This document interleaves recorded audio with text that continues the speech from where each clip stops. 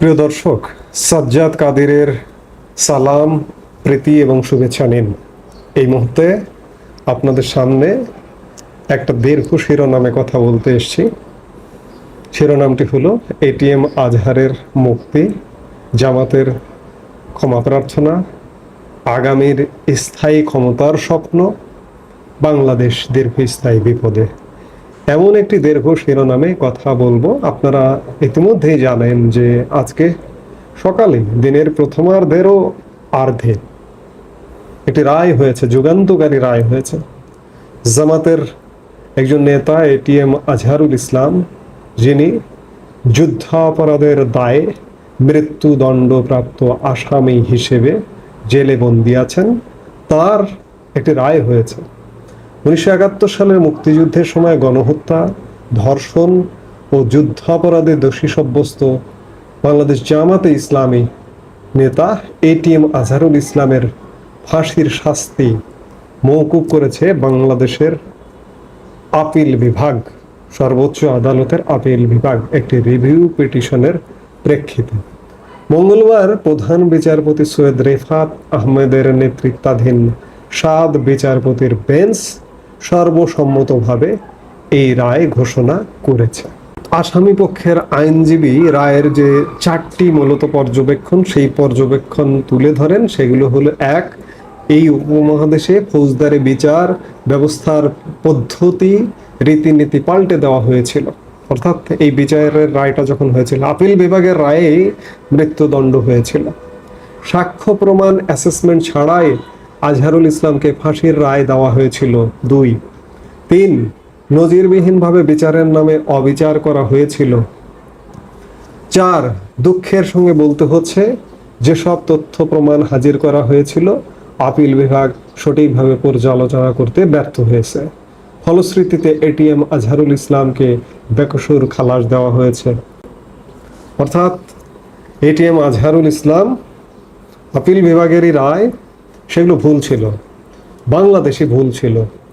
আমি আজকের আরেকটি ভিডিওতে বলেছি যে বাংলাদেশের মুক্তিযুদ্ধটা আসলে ভুল ছিল। এই ভিডিওতে বলতে হচ্ছে কারণ যারা মুক্তিযুদ্ধ চায়নি, যারা পাকিস্তান ভাগ হোক যারা চায়নি, তাদের কাছে মুক্তিযুদ্ধটা ভুল ছিল। আমরা যে দেশ বিভাগের পর দীর্ঘ 24 বছরের শোষণ, নিপীড়ন, বঞ্চনা থেকে মুক্তির জন্য আমরা মুক্তিযুদ্ধে ঝাঁপিয়ে পড়েছিলাম, সেটি ভুল ছিল যারা পাকিস্তানের ভাগ চায়নি তাদের কাছে। ঠিক তেমনি 1971 সালে মুক্তিযুদ্ধের ক্ষেত্রে যে যুদ্ধাপরাধ হয়েছে সেটি আসলে হয়নি। আজকের বাংলাদেশে সেটি মানতে হবে। আমি আগের ভিডিওতে, আজকের দিনের আরেকটি ভিডিওতে আরও কথা বলেছি, যেমন স্বাধীন বাংলাদেশেও 1975 সালে জাতির পিতা বঙ্গবন্ধুকে সপরিবারে হত্যা করাটা সঠিক ছিল। আজকের বাংলাদেশে যারা দাপিয়ে বেড়াচ্ছে তাদের ভাষ্যে, এবং আরও বাংলাদেশের ইতিহাসে ন্যাক্কারজনক ঘটনা 21শে আগস্ট সঠিক ছিল। অর্থাৎ 21শে আগস্টের মতো কোনো ঘটনা ঘটেনি, কারণ 21শে আগস্টের মামলার যারা আসামি ছিলেন সবাইকে খালাস দেওয়া হয়েছে। ভারতের 7 সিস্টার্সকে অস্থির করতে 10 ট্রাক অস্ত্র আমদানি করা হয়েছিল বাংলাদেশে। অস্ত্রগুলো বাংলাদেশ হয়ে ভারতের 7 সিস্টার্সে যাচ্ছিল। এইসব অস্ত্র আসেনি, কিচ্ছু আসেনি, এগুলো সব ভুল। বাংলাদেশের আদালত ভুল। আপিল বিভাগ আগের রায় দিয়েছে ফাঁসির দণ্ড দিয়ে, সেই রায় ভুল। অর্থাৎ এখন যেগুলো হচ্ছে সেগুলো সঠিক বলে মানতে হবে। অর্থাৎ এই সঠিকতার প্রেক্ষিতে মৃত্যুদণ্ডপ্রাপ্ত আসামি এটিএম আজহার মুক্তি পেয়ে গেছেন, নজিরবিহীন। কারণ আপিল বিভাগের একটি রায়, আপিল বিভাগ বাংলাদেশের সুপ্রিম কোর্টের, হাইকোর্ট বিভাগ এবং আপিল বিভাগ, এই দুটি বিভাগের সর্বোচ্চ বিভাগ হচ্ছে আপিল বিভাগ। এবং আপিল বিভাগের রায় এরপরে লিভ টু আপিল করা যায়। সেই লিভ টু আপিলে পুরো দণ্ড মওকুফ হয়ে গেল। সাজা হয়তো কম বেশি হতে পারে, মৃত্যুদণ্ডের জায়গায় যাবজ্জীবন হতে পারে, কিংবা যাবজ্জীবনের জায়গায় মৃত্যুদণ্ড হতে পারে, কিন্তু বেকসুর খালাস। আপিল বিভাগ পুরো রায় দিয়েছে যে যদি অন্য কোনো মামলা না থাকে তাহলে এটিএম আজহারকে দ্রুত মুক্তি দিয়ে দিতে হবে। এই হচ্ছে বর্তমান বাংলাদেশ। এরপরে এই রায়ের পরে জামাতে ইসলামী বাংলাদেশ আজ একটি সংবাদ সম্মেলন করেছে। বলতে গেলে বলা যায় এটিএম আজহারের রায় উপলক্ষে উৎফুল্ল হয়ে আনন্দিত হয়ে এই সংবাদ সম্মেলনটি করেছে। জামাতে ইসলামের আমির শফিকুর রহমান বলেছেন, দল হিসেবে দাবি করি না আমরা ভুলের ঊর্ধ্বে। প্রতিটি কর্মী দলের কারণে যে যেখানে ক্ষতিগ্রস্ত হয়েছেন সবার কাছে বিনা শর্তে মাপ চাই। আপনারা আমাদের ক্ষমা করে দেবেন। আমাদের কোনো আচরণে কোনো পারফরমেন্সে কষ্ট পেয়ে থাকলেও ক্ষমা করে দেবেন। জামাতের আমির ডক্টর শফিকুর রহমান এটি কিসের জন্য ক্ষমা চাইলেন? 1971-এর কৃতকর্মের জন্য, কিংবা স্বাধীন বাংলাদেশে তাদের কৃতকর্মের জন্য? চাইতে পারেন, এটি মানুষকে আকৃষ্ট করবার জন্য এমন ক্ষমা চাইতেই পারেন।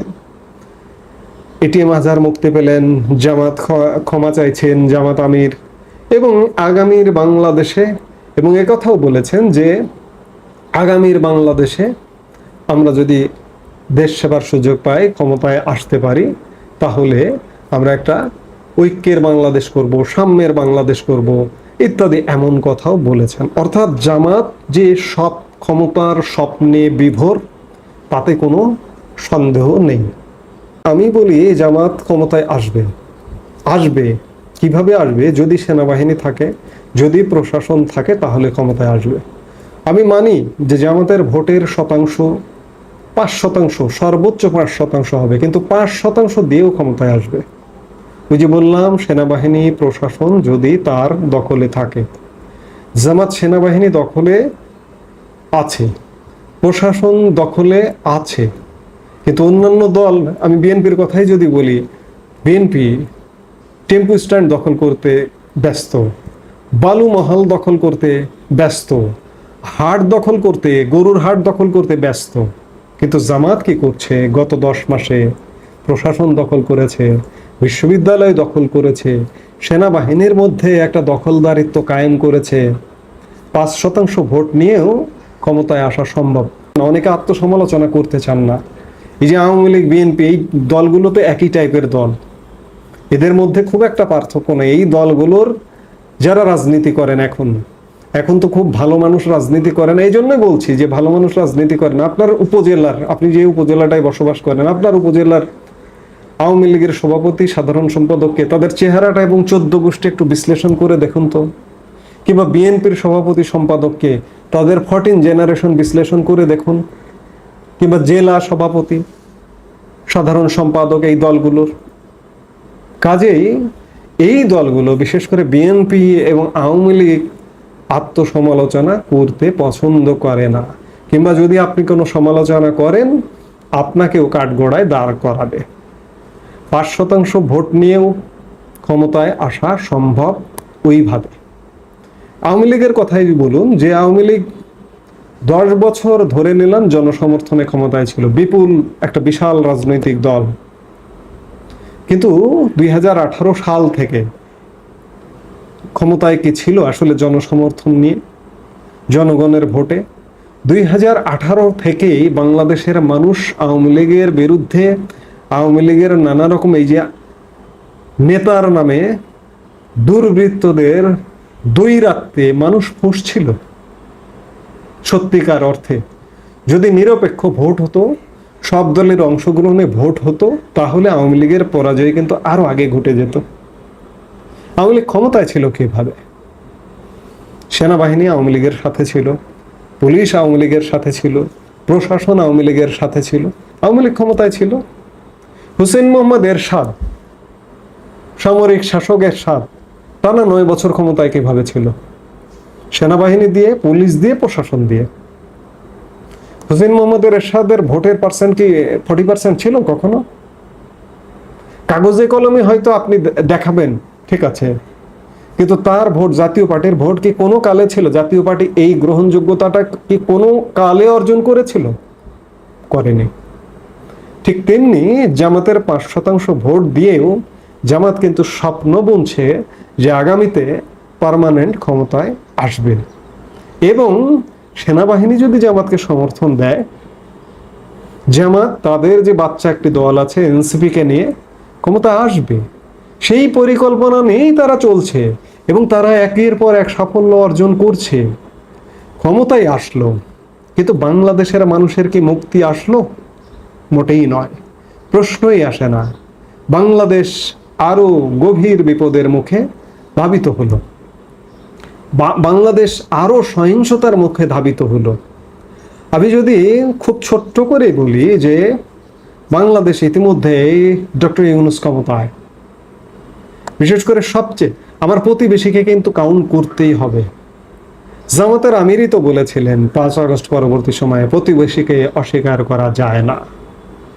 জামাত যদি ক্ষমতায় আসে, কিংবা এখন আমার সবচেয়ে বড় প্রতিবেশী, চারপাশ দিয়ে ঘিরে থাকা প্রতিবেশীটি ভারতের কাছে বাংলাদেশ কিন্তু খানিকটা প্রো পাকিস্তান বা পূর্ব পাকিস্তানের মর্যাদায় ইতিমধ্যেই ঢুকে গেছে। এবং জামাত যদি পার্মানেন্টলি ক্ষমতায় আসে, তাহলে বাংলাদেশ পুরোপুরি পাকিস্তানি ভাবধারায় ঢুকে যাবে। আর এটি অন্ততপক্ষে ভারত সইবে না। এবং ভারত যখন সইবে না, তখন পৃথিবীর অন্যান্য দেশও আসলে সেই অর্থে সইবে না। ভারত পাকিস্তানের উপরে যে নিয়ন্ত্রণগুলো আরোপ করছে, বাংলাদেশের উপরেও নানা রকম নিয়ন্ত্রণ আরোপ আসবে। স্বাধীন বাংলাদেশে যে নিয়ন্ত্রণ আরোপ হয়নি, ইতিমধ্যে শুরু হয়ে গেছে, ইউনূসের আমল থেকেই শুরু হয়ে গেছে। কিন্তু জামাতের আমল, জামাত যদি ক্ষমতায় আসে, তখন আরো বেশি নিয়ন্ত্রণ আরোপ শুরু হবে। এবং বাংলাদেশে অভাব অনটন, ব্যবসা বাণিজ্য বন্ধ, ব্যবসা বাণিজ্য অচল অবস্থা, অর্থাৎ থার্ড ওয়ার্ল্ডের থার্ড ক্লাস কান্ট্রিগুলোর যেমন অবস্থা হয় আর কি, আফ্রিকার দেশগুলোর, বাংলাদেশ কিন্তু সেদিকেই ধাবিত হবে। জামাত ক্ষমতায় আসা মানে বাংলাদেশ উত্তরণ ঘটে যাবে। হ্যাঁ, জামাতের সেই ক্ষমতাকালীন বাংলাদেশ কিংবা ইউনূসের ক্ষমতাকালীন বাংলাদেশ হয়তো মার্কিন যুক্তরাষ্ট্রের সমর্থন পাবে, পাকিস্তান যেমন পায়। পাকিস্তান মার্কিন যুক্তরাষ্ট্রের সমর্থন পেয়ে, তুরস্কের সমর্থন পেয়ে, চীনের সমর্থন পেয়ে ভারতের সাথে যুদ্ধ বাঁধিয়ে দিচ্ছে। ঠিক তেমনি বাংলাদেশ হয়তো মার্কিন যুক্তরাষ্ট্রের সমর্থন পাবে, কিন্তু সমর্থন পেয়ে লাভটা কি? আফ্রিকার দেশগুলোকেও তো মার্কিন যুক্তরাষ্ট্র সমর্থন করে, জাতিসংঘ তাদের ওখানে মিশন কাজ করে। আপনার এখানেও মার্কিন যুক্তরাষ্ট্র সমর্থন করবে, জাতিসংঘের মিশন কাজ করবে, কিন্তু আপনি তো ব্যর্থ রাষ্ট্র হিসেবে পরিগণিত হবেন। আপনার লাভ কি? অর্থাৎ জামাত ক্ষমতায় আসলে যেটি হবে, বাংলাদেশ একটা দীর্ঘস্থায়ী বিপদের দিকে ধাবিত হবে। বিপদটা খুব বেশি হয়তো দীর্ঘ হবে না, জামাত যদি পার্মানেন্টলি ক্ষমতায় আসে, অর্থাৎ ক্ষমতার মসনদে যায়, ম্যাক্সিমাম 2 থেকে 3 বছর। কারণ বাংলাদেশের মানুষ সবসময় সংগ্রাম প্রিয়, আবার শান্তি প্রিয়। বাংলাদেশের মানুষ এই অন্যায়কে দীর্ঘস্থায়ী বিচারে মেনে নেবে না। একটা সহিংসতা, একটা সংগ্রামের পর বাংলাদেশকে সত্যিকারের হয়তো দ্বিতীয়বার স্বাধীন করতে হবে। 1971 সালে আমাদের একবার স্বাধীনতা এসেছিল, কিন্তু স্বাধীনতা হরণের দায়ে বাংলাদেশকে হয়তো দ্বিতীয়বার স্বাধীন করবার দিকেই আমরা ধীরে ধীরে যাচ্ছি। এই সামগ্রিক বর্তমান প্রেক্ষাপট দেখে তাই মনে হচ্ছে, একজন ফাঁসির দণ্ডপ্রাপ্ত আসামি, যুদ্ধাপরাধ ঘটেনি, বাংলাদেশকে এমন ভুলিয়ে দেওয়া হচ্ছে। বাংলাদেশের ইতিহাস উল্টো দিকে নিয়ে যাওয়ার চেষ্টা হচ্ছে বা হবে। আগামী দিনে আরও নানা রকম কর্মকাণ্ড হবে। এগুলো বাংলাদেশের মানুষ মানবে না। দীর্ঘস্থায়ী পরিণতিতে আগামী 2-3 বছরের একটা সংগ্রামের দিকে ঢুকছে বাংলাদেশ, এবং সেই সংগ্রাম করেই বাংলাদেশ হয়তো দ্বিতীয়বার স্বাধীনতা অর্জন করবে। আমাদের স্বাধীনতা নিয়ে পাশের দেশ ভারত থেকে ইনসাল্ট করা হয় মাঝে মাঝে, যে বাংলাদেশ প্রতিদিন স্বাধীন হয়, প্রতি সপ্তাহে স্বাধীন হয়, প্রতি বছর স্বাধীন হয়, মানে প্রচুর স্বাধীন বাংলাদেশ, প্রচুর স্বাধীনতা বাংলাদেশের। আমাদের অবস্থাটা আসলে এরকমই, যে আমাদের আবার স্বাধীনতা হবে। এছাড়া আমাদের মুক্তির পথ খুব একটা কাছাকাছি। মুক্তির যে আলোটা, একটা আলো, আমরা অন্ধকারে একটা আলো আমি দেখতে পাচ্ছি না খুব একটা। আমার সাথে হয়তো অনেকে দ্বিমত হতে পারেন। ওই যে বললাম যে বিশেষ করে আওয়ামী লীগ এবং বিএনপির যারা রাজনীতি করেন এখন, তারা আত্মসমালোচনা করতে পছন্দ করেন না, যার কারণে ভরাডুবি। এবং এই কারণে আমি জামাতের কাছ থেকে, জামাতের অসংখ্য নেতিবাচক দিক আছে, জামাতের যদি ইতিবাচক সবটা থাকতো তাহলে মাত্র 5-7% ভোটের মধ্যে বা 10% ভোটের মধ্যে সীমিত থাকতো না। জামাত ব্যাপক বিপুল ভোটে ক্ষমতায় আসবার স্বপ্ন দেখত, কিন্তু ভোটের পার্সেন্টেজ বাড়ছে না।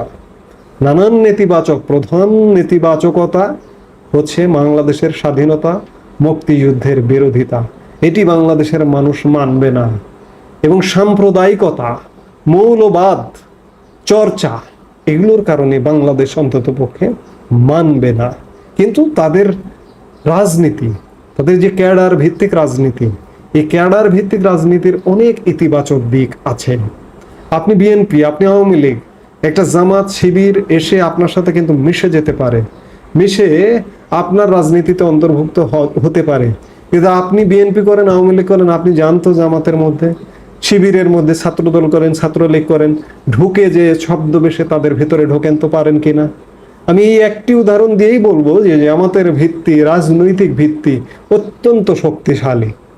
সেই জায়গা থেকে জামাত যে পরিকল্পনা করছে, সেনাবাহিনী যদি তাদের সাথে থাকে তাহলে জামাত ক্ষমতায় চলে আসবে। এবং 2-3 বছর বাংলাদেশ, আগামীর 2-3 বছর প্রচন্ড সংগ্রামের মধ্য দিয়ে যেতে হবে। এই প্রস্তুতিটা আমাদের রাখতে হবে। এই মুহূর্তে এ পর্যন্তই। সবাই ভালো থাকুন, সুস্থ থাকুন।